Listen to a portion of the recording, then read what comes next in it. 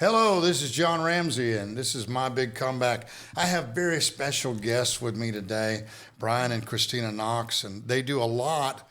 And I know some of it, but they don't know. They don't know some of it. So tell me what you all are involved in. Christina, you can do that. Oh gosh. Okay. So I mean, You're a realtor. I'm a realtor. Yes. With who? With Scenic Sotheby's International Realty. Okay. So I've been doing that for a few years now. I'm very involved in the Junior League of Panama City. Yeah. Yep. So do a lot with that. Do a lot with their Holly Fair and just all the things that they put on here. That's a big event, isn't it? It's a big event. Yes. Does it get bigger every year, or is it kind of?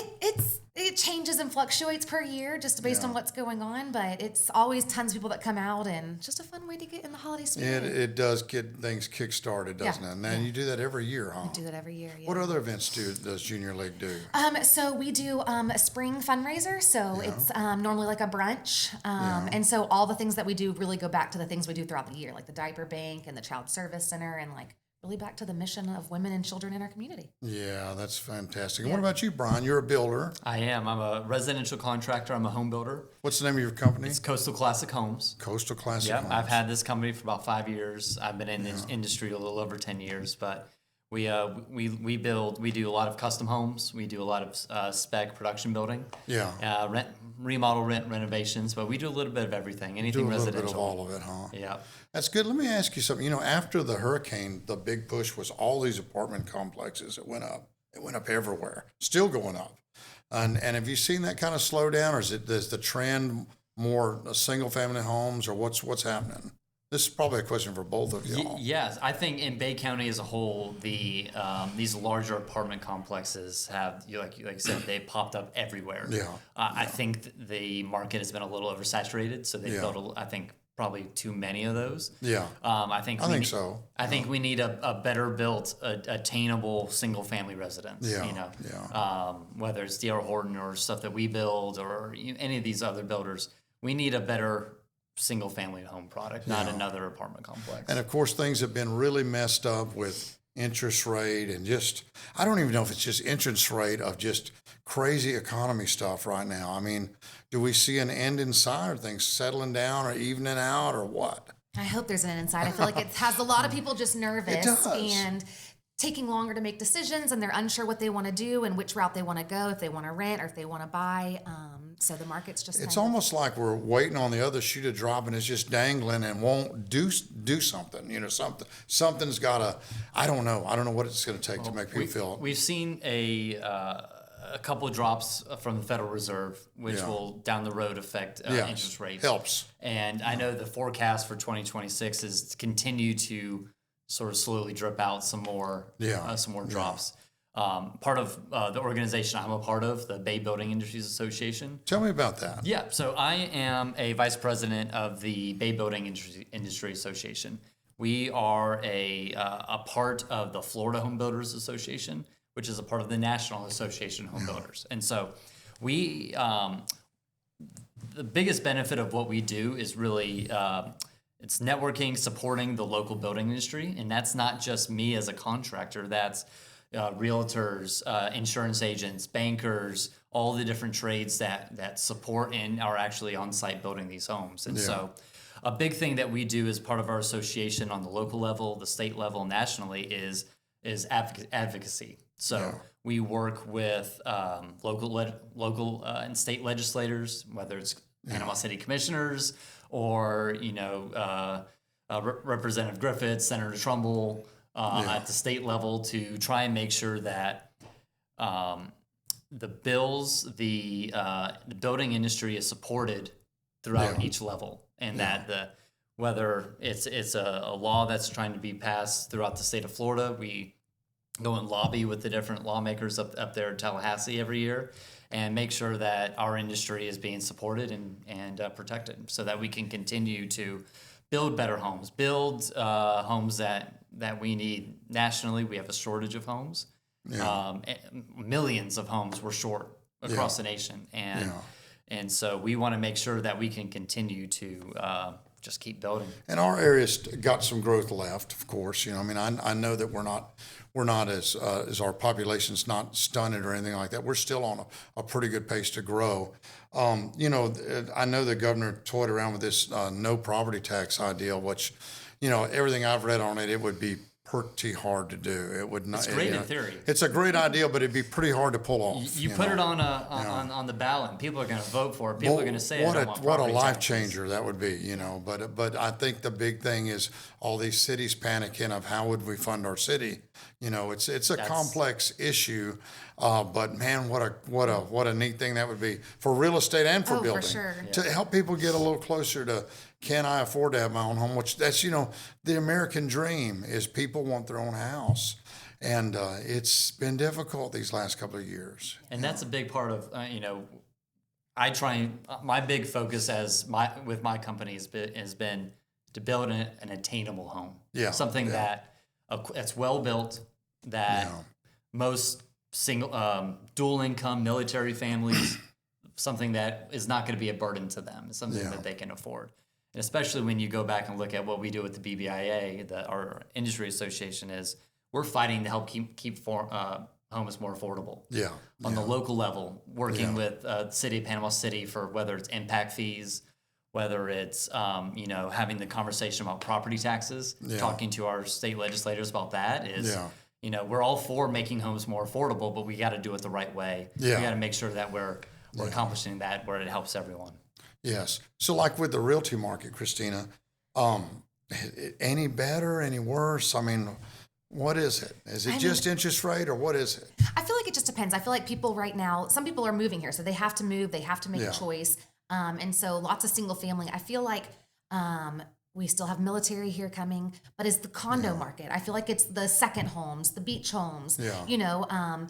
I think there's a lot of inventory right now, and people don't have to decide instantly. And so they just have more time to think about it. And so they have time to make a decision whether or not it's the right choice for them or not. But I still feel like we're definitely still seeing properties moving. Buyers are taking longer to make decisions. And they have that time. So what's the average time for a house sitting on the market right now? About 80, 90 days. So that's not bad. It's not terrible. It's not terrible. Yeah. I mean, I remember years ago I sold a house. It took me 11 months. And that was not fun. Yeah. That was not fun. Like, hey, this thing's supposed to move this thing along. But, so 80, 90 days, that's not bad. Depends on price and location and, Is 30A still the untouchable market that's never going to be affected by anything? Is it still as quick as you put it on there that's gone? No, or no? it's taking It's some affected time. also? It's affected also, yeah. I mean, people are always going to, jump to that area and want their second homes on the water and, Nashville people. 30A is full of people from Nashville. Nashville, Atlanta. Nashville buys 30A like crazy. They do. It's close. It's drivable, or it's a single flight, and it's a great little family escape for, Yeah. Who doesn't want to be on 38? Who doesn't want to be on 30A? So how did the two of y'all meet? How'd y'all get together? That's a great question. Oh, gosh. Well, let's see. Brian was doing like youth ministry at a church, and one of the girls in the youth group was trying to get him to go on a date with her older sister, who was my best friend. And they kind of like texted a little bit, never worked out, and finally she told me, she's like, listen, I think you'd like him. He's a little too churchy for me. Oh, no. And I was like, great, Too I'll take churchy. him. What's that? She was still in our wedding. Love her. But so she's like, I think you'd like him. And I was Yeah. like, okay, great, I'll take him. Good. That's great. Here we are. The rest is history, the huh? rest is History. Yeah. Married about a year and a half later. That's So, fantastic. And Yeah. two little girls. Two little girls. That's great. Yeah. Beautiful family. They're That's fun. wonderful. Yeah. Coming up on 15 years in May. Yeah. Goes by fast. 15 years. It does go by fast, doesn't crazy. it? So were you all already in your careers when you got together, or is that something that's developed? Yeah, so not for me. When I graduated University of Florida, I had a business degree, business major, marketing, and I started a little franchise beach shop over in Destin. Did that for several years. Retail? Retail, Yeah. Just a That's little challenging. beach shop. It was in 2008 was a hard time for anything. That's so- challenging. Retail's Yeah. challenging. But did that for about 6 years, and then I felt called to ministry, and so we ended up we were married, and we decided to pack up everything. She's born and raised here, never left Panama City, and we moved to Kentucky to go to a seminary, Asbury Seminary. Did that for a couple years. Was in school for a couple years, got my degree, but really felt both our families are here in Bay County. Yeah. We love Panama City. We love this area. And we don't want to live anywhere else. We don't want to go pastor anywhere else. It's like, so ministry doesn't have to be behind a pulpit. No. For us. And so. For Jesus either. For Jesus either. Yeah. And so we decided to just come back home and just sort of figure out what's next. That's we both had deep ties to the area. And you love Panama City. This is where you're from Yeah. and want to where raise you our want to kids be. here. Both our parents are still here. Yeah. Like, It's a great town. Yeah. It really is. And I mean, we moved here when I was 12, and neither of my parents had family here, but we liked the city. And so he wound up choosing to stay here as his career, and we stayed and loved it. You know, it's always been a nice town. Yeah. And I think it's growing all right. You know, some people are worried that Panama City is growing too fast, but I think it's like on a good pace, you know. Well, when you have good leadership in place, like I think we have a really good mix right now. It's you're going to see that pace go at a good clip of where it's done the right way. Yeah. And so I think we've got a great I've seen places that was together. not done the right way. You know, back in the 80s, people don't know, but Houston, Texas grew like just the oil boom and all that. And they went through some things where they just their infrastructure didn't match. And it seems like they've been forever catching up. You know, I mean, if it grows too fast, it clogs up and it makes a mess out of everything. The schools have got to be able to handle the growth. The roads have got to be able to handle the growth. You know, I know that the work on the new Tyndall Bridge is probably 20 years past when it should have been replaced. And stuff like that, you know, you wonder, places like Mexico Beach and Port St. Joe, are they ever going to grow? And I always wondered, is because they're almost closer to Tyndall than most of Bay County, but they just never have grown. And they're beautiful, beautiful places.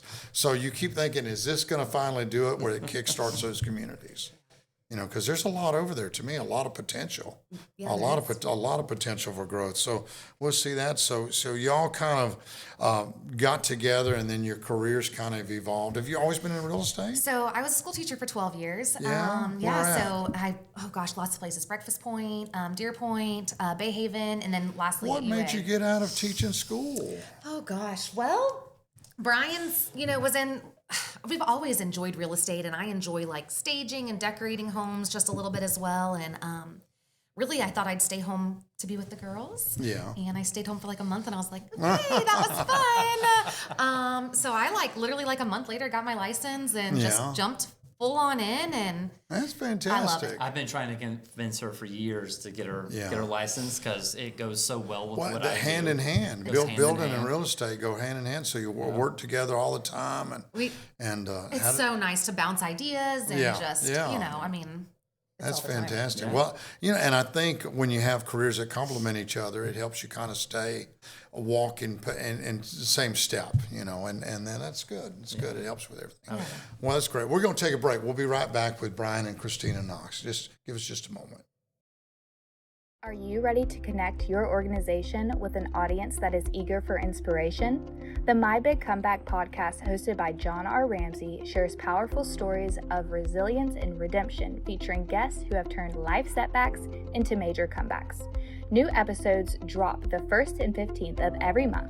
For those interested in being a part of this community, sponsorship opportunities are now available. To learn more, contact Meredith Cobb at meredithcobbhwc@gmail.com. Let's make a big comeback together. All right, we're back. We've got Brian and Christina Knox with us, and we're talking about real estate and the building industry. What's the biggest challenge right now for Bay County growth and for where they need the houses? What's the hot spot? What's going on right now?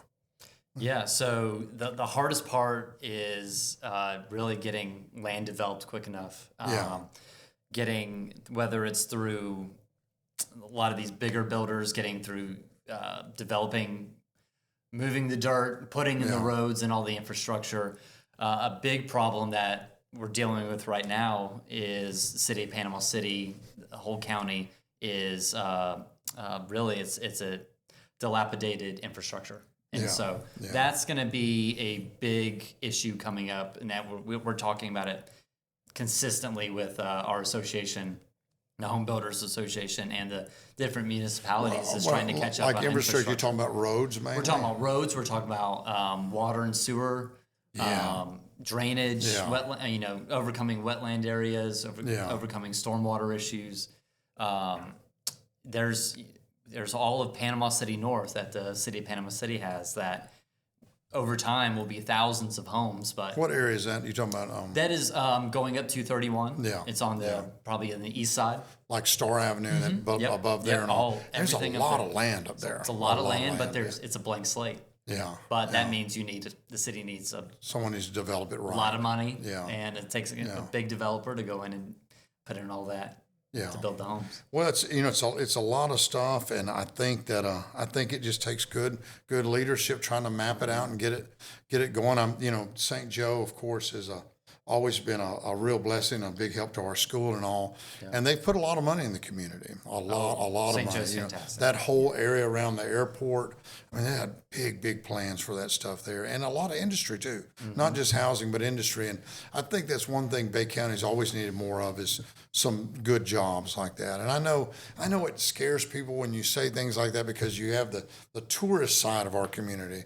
that doesn't want anything to be touched, anything to be changed, but it's got to grow, and it's got to grow responsibly, but it's got to grow where we can, we need those jobs. We need good, high-paying jobs where people can buy houses and people can renovate houses and people can buy cars and do all the things that a community needs. And so it's hand in hand, all of it together. A big part of our motivation for doing what we do and being involved, whether it's Junior League or Home Builders Association, is we want to make sure that we help create a place that our girls want to Absolutely. grow up in and come back and live in one day after they go off and go to school. And we want them to come back and live here in Bay County. Absolutely. So, like, what do you feel like with Bay County? What does Bay County need that it doesn't have? What would you like to see our community have that we don't have already? I love everything that the EDA is doing right now and trying to, I mean, they are going out and pushing for jobs and for people like we just talked about to tell people why Panama City is a great place to be, offer places like we have this land, you can, they're opening up things by the airport. I mean, that's really creating people that come here and people that want to live here, which then creates jobs and, creates a place that people want to be. Becca Hardin and Ben Mormon are doing fantastic work there with the industries they're bringing in. Yeah. I think as a whole, big picture is we need more higher income jobs available here in Bay County. Yeah. It makes a difference, and I was part of something back years ago called Vision 2000, and it was just a think tank kind of thing, which hundreds of people involved in it, but they were talking about how we want to grow. Of course, 25 years ago now, and I wonder if I could get my hands on the little plan we came up with. But the thing was so much of our community was service industry jobs, which you need. If you have hotels and restaurants, you need that. But it was difficult for people to buy a house on those kind of incomes. So, it's got to be a mix. You can't grow one area at one time because it won't support it. You need the support areas. You need every level job. You need schools that are attainable and reachable, and then you need affordable housing, which that's like number one on the list of the community won't grow if there's no place for them to live. And I've seen it when I've brought in staff from out of town. They'll say, okay, I can live off that or whatever, and then they check the housing and say, oh no, I don't know if I can live off that, because housing and childcare, those two things right there, you won't have a community without them. So it's tough. It's challenging on some That's levels. what people are looking at. I feel like when they first come is like, where am I going to live? What schools are there? Where can my kids go to daycare? Those are things. Families want to know. It's important. Yeah. It's important. So when someone's wanting to buy a house, what's the first thing they need to look at? I mean, I guess you want them to get pre-approved. Yeah. It helps. Yeah, it helps. Not only, just know where you're at. Yeah. So. Know what we don't want to look at something that's, completely out of your price range and you fall in love with something that, is not. I do that. It's not realistic. Like, I mean, I really want this house. I can't afford it. Yeah. We've been to quite a few open houses in our day of things we can't afford. But I think getting pre-approved, figuring out how much you're going to save. And then I feel like what's important to you. Like, we love where we've moved quite a few times in our marriage. And we live in a place now where everything's within 5 minutes of us. And like, for us, we love that. So I feel like it's finding out what people want. Like the guy I talked to the other day, like, he's going to work in town, but he wants the beach atmosphere. So like the beach may be a good place for him if he doesn't mind the commute. And, I feel like it's really about your family and what you're looking for. Is that like a good place to start? Yeah. And Sweet Bay is a great place. I mean, if I have to place. say so myself. I do love it. It's I mean, great. I must admit the Publix being right there, a golf cart away, is very nice. pretty handy. Yeah. Pretty handy. We use that a lot. Yeah. So like, besides jobs, what are we looking for in our community as far as like, I know we got the new Dolly Parton pirate thing, Top Golf, stuff like that. What are we missing in town that we're not seeing? I know I don't look at it as Panama City and Panama City Beach. I know a lot of people have that little war going on between the two of them. It's 15 minutes away. It's not. I mean, I'm thinking it is. Oh, that's all the way out on the beach. I'm thinking, what are you talking about? Have you ever been to Atlanta? Think that far a distance in Atlanta, you'd be 2 hours away. For sure. Panama City is 15 minutes away. You're 15 minutes. You're on Panama City Beach. So I don't look at them as different. But I miss the mall in town. I know. I read an article where inside malls are dead. They're not building anymore anywhere. Everything is going to be the Pier Park style open mall because they're not having to pay air conditioning and electricity for those common areas. Right. The common areas are outside. Outside. So I don't know that we'll ever see something like that again in town, or that won't be just like strip mall shopping center thing. Yeah. Anything y'all know of that's big developing that I'm not in tune with right now or anything? I don't know of anything planned that's coming exactly, but personally, I'd love to see some sort of outdoor amphitheater. Like the wharf over in Isn't that what they're talking about for the old marina place, an amphitheater of some kind? Of some the kind, old Civic Center. They're still working on trying to figure out exactly what they're going to do down there with the marina. It's challenging. But they're rebuilding the Martin Theater, which will be great. But if we have better venues for music and the arts, I would love for us to draw. have, talking with some of the promotional people and all, 5,000 seats is what you need to bring in big names. Yeah. For entertainment. For entertainment. And thank God for Gulf Coast Jam, super positive event, big event. But there are those times where the weather's not always agreeable, and you need an inside venue. And I personally miss the Civic Center, but even that, it was not big enough. I mean, I think it was 2,100 seats the last time I was checking on that kind of stuff.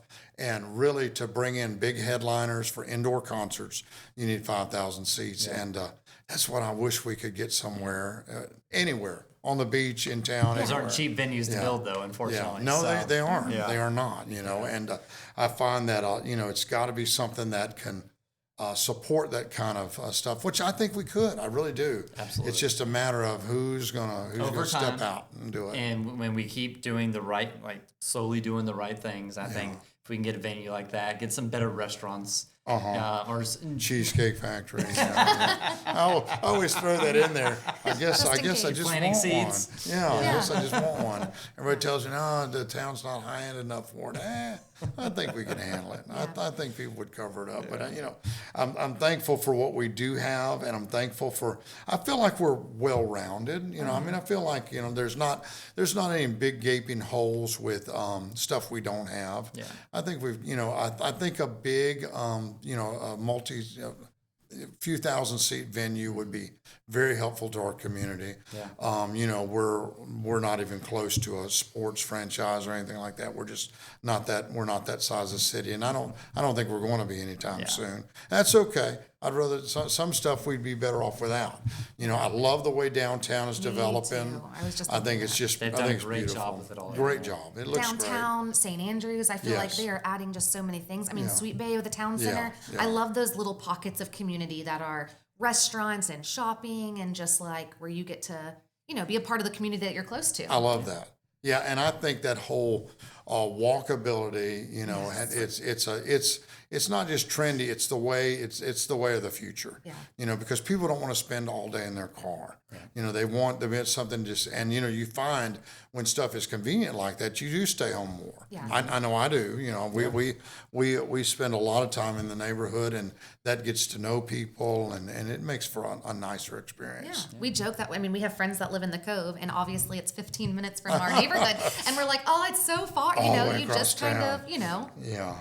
stick Yeah. to your little area. But there's something for everyone there. That's fantastic. So listen, I'm going to get into some of the personal stuff. When we come back, we're going to take a break. Just a moment. We'll be right back. Heroes Child is a nonprofit organization that is on a mission to help community heroes with the everyday cost of childcare. We know that heroes like our military personnel, first responders, and foster families need care for their children. Heroes Child awards these families scholarships that go to help pay their childcare tuition. Use the QR code on the screen to donate now or visit heroeschild.org today. Hey, we're back on My Big Comeback with Brian and Christina Knox, and we're so glad. We've been talking about building, we've been talking about Bay County and all these things, but let's get personal just a minute. So tell me where you all like to go. Tell me about your travels. Brian, tell them where you like to go. We are huge Disney fans. Disney in this people. season of life, we are huge Disney Yeah, people. little kids. You got little We got children. 2 little girls. They're loving it right now. Magical. Yeah, magical. I look at it as I want to keep and foster that joy and wonder, that magic. Yeah. As long as we can. It'll be gone so quickly. It does go quick. Yeah. We make quite a few trips down south to see Mickey. Yeah. Yeah.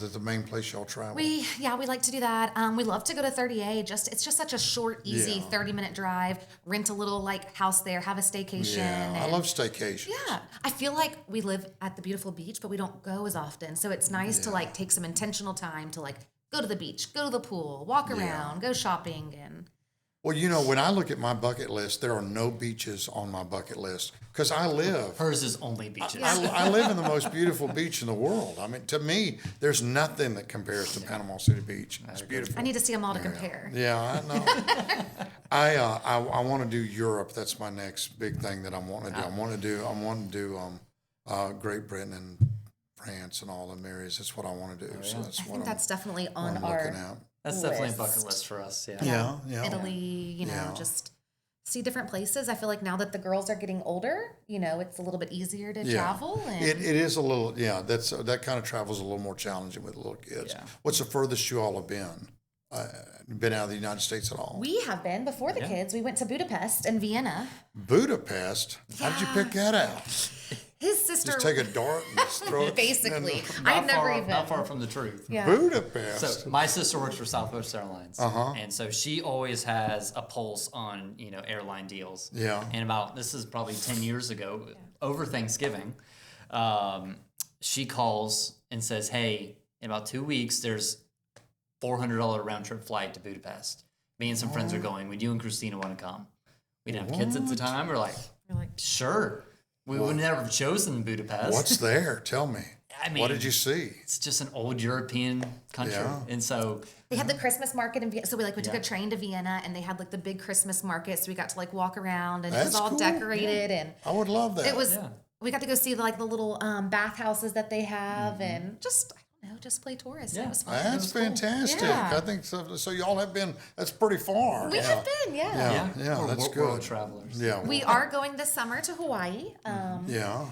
It'll be our first time doing that, taking the girls, staying at nice. the Disney. They have a Disney thing in Hawaii? They have Alani. Is it a park? No. It's just a resort. Just a resort, okay. Yeah. Yeah. But characters and pools and all the things. What So, about in the U.S.? Where have y'all been or where do you like? been in New York? We've been in New York. Yeah. Yeah. New York, Nashville, Nashville's popular. Dallas. What about out west? Have you been out west very far? We've been to California once to visit some Well, family yeah. in the I LA like area. California. Yeah. Yeah. I don't care that much for L.A., but I And like say California. that's Yeah. That was when Ella was little. Yeah. Yeah. We went to that whole Napa, San Francisco area, and it was beautiful. Yeah, It I'd love to do was. that. Yeah. It really was. I've said this before, but I'll say it again. It's people say, well, I want a place that's beautiful like Florida and cooler and this and that. I said, there's a word for that. It's called California. California is Florida without the humidity, which I love to visit. I would never want to live there. Yeah. But, I would just wouldn't like the That's taxes. why you and see all that everybody stuff. coming That's right. to Florida That's from right. California. That's right. But it's beautiful weather. I mean, it's really, it doesn't have that in most parts. The south part has a lot, but the Northern California, Middle California, you don't have that humidity. Yeah. So at night when the sun goes down, it cools down. It's just just beautiful, beautiful weather, and I like all that. That one place I haven't been to is the Pacific Northwest, Seattle and Oregon and all that. So that's on my bucket list. I've been everywhere else, and I enjoy it. You know, Brandy likes to run to New York and stuff like that. I can take a day of it or something, but I don't want to stay there very long. It just really makes us appreciate what we have here. Yeah. So what do you read? What are you reading these days? Oh gosh, I have recently started listening to audiobooks. I feel I like love that's it. That's all I do now. Yeah. When I say read, that's what I mean, because I don't read anymore. I just audible. I feel like for the longest time as a teacher, like, you know, I read all day at school, so it was like hard to come home and like read a book for fun. So I feel like audiobooks have been nice. I like anything love story and, you know, just anything that's going to be happy and a light read. Yeah. Brian reads and listens to all kinds of stuff. What do you listen to, Brian? Yeah, What so do you read? I like physical books. Good. I can't. That's good. I listen to podcasts, but if I want to, I like physical books that actually flip through, dog ear the pages and all that. Anything business or self development, I'm usually interested in finance or it's anything like that. I love just reading. Yeah. And Let me tell diving you, into that. you like history? Love Let history. me tell you a great book. Title sounds weird. Don't get me wrong on the title. The title is Nazi Billionaires. Okay. And what it's about all the people that lost their wealth in World War II, and the companies that survived and the companies that didn't survive, like Porsche and Volkswagen, all them. And it really, really talks about how things begin to change really quick in a 4-year period. Things begin to change where these people were big businesses, and Germany was they were struggling from World War I, but they had these big businesses that the government basically Adolf Hitler basically took over and said, okay, now you do this, now you do that. And they were trying to survive and trying to walk the tightrope of not being thrown in prison by the Nazis and all. And even to the point where they talked about Rothschild, basically Adolf Hitler put him in prison and they had to pay a ransom to get him out. I mean, it was ugly, terrible stuff. But how their company changed through the war and all that, and I think you see in all countries of war, you see some big boom and bust. Yep. You see some companies that become even us, the whole Blackwater and all that. Some of the war companies and stuff made big money because we've been at war for 20 years. Prior to this. These couple of administrations, all the Desert Storm stuff and all.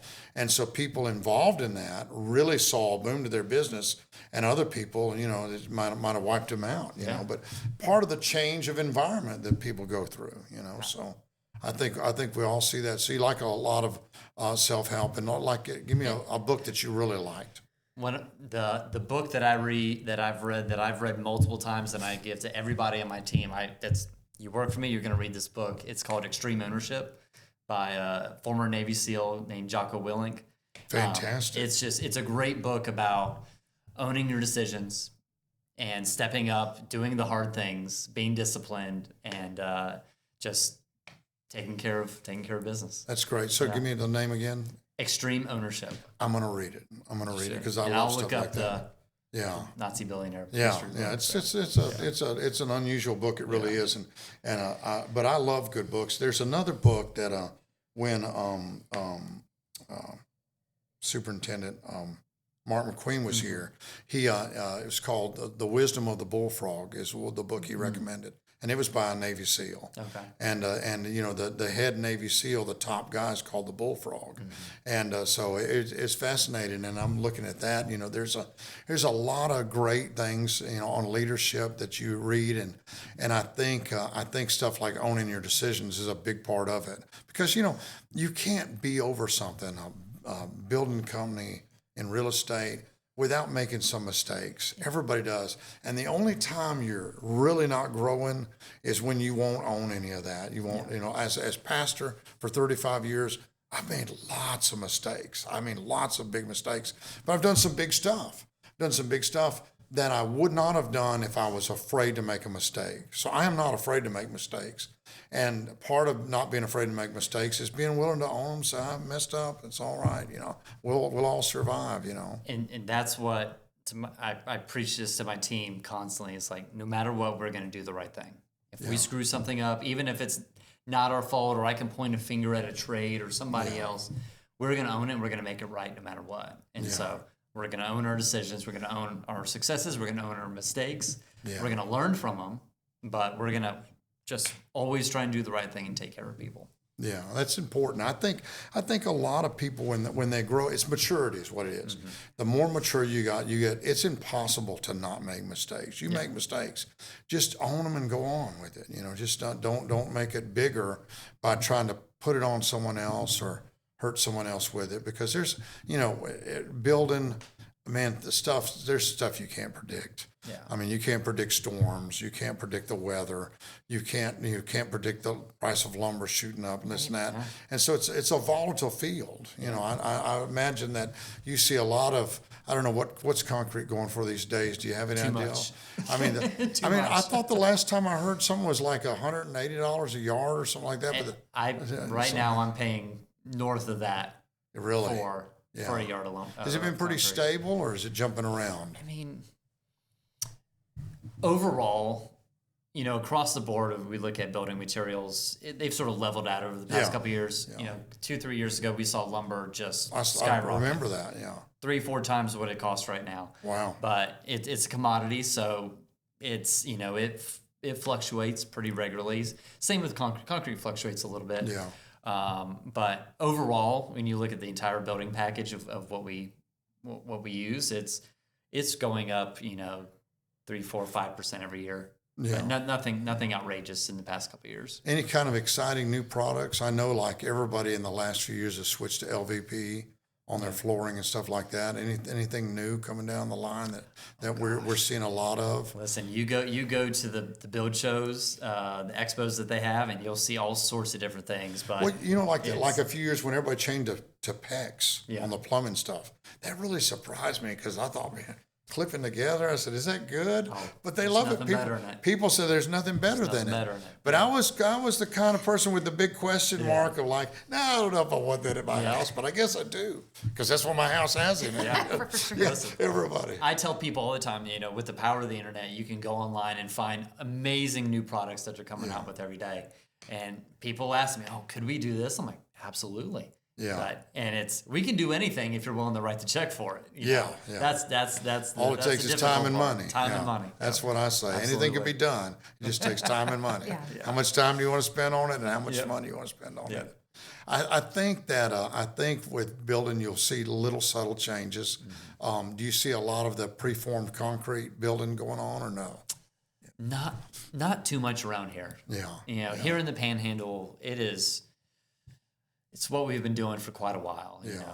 Just the typical foundations, whether it's a slab on grade or whether it's stem wall or pilings, and then your normal stick frame wood framing. Yeah. So that's great.